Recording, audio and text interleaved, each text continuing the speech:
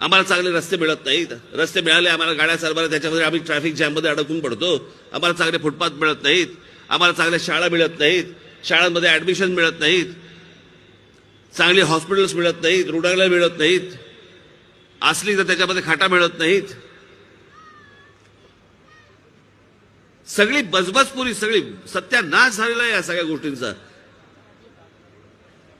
याचं कारण काय हवंय हे तुम्हालाही माहित नाही आणि काय द्यायचंय हे राजकारणाला माहित नाही.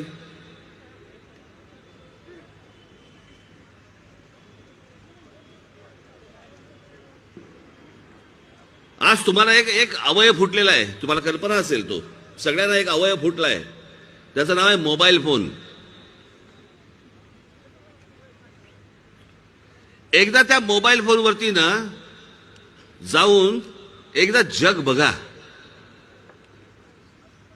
सहज मी तुम्हाला आता सहज सांगतो, नुसते बसले असाल ना तर जगभरामधली शहरं बघतं बघा.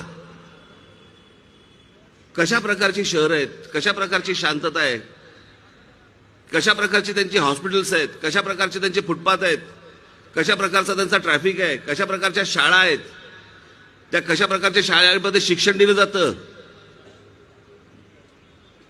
अहो, रोजच्या जर गरजा तुमच्या संपल्या नाही तर माझा तरुण, माझ्या तरुणी हे नवीन स्वप्न पाहतील कशी?